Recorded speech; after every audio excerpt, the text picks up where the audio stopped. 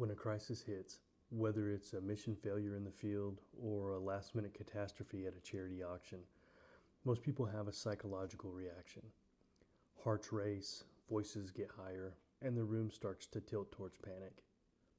In those moments, the human brain is wired to look for a gravity well. People don't tend to look for the loudest voice or the highest authority.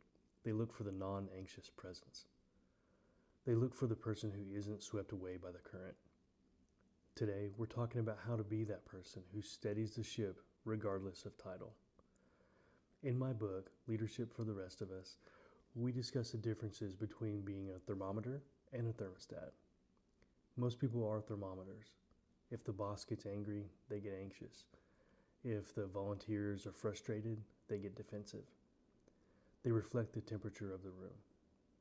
But the leader from the middle is a thermostat.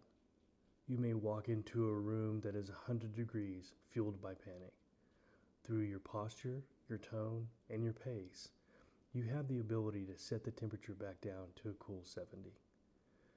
You aren't ignoring problems, you're simply refusing to let the problems dictate the chemistry. This strong spine action is the internal foundation that remains steady when the world around you is screaming. How do you put this into action?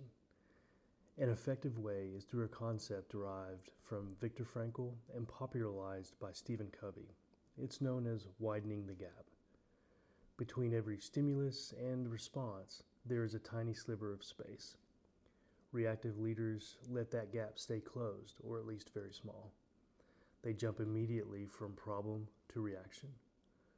Leaders from the middle consciously and deliberately widen that gap.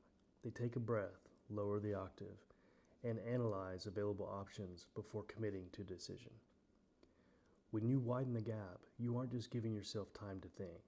You're signaling to everyone else in the team that the situation is solvable and under control.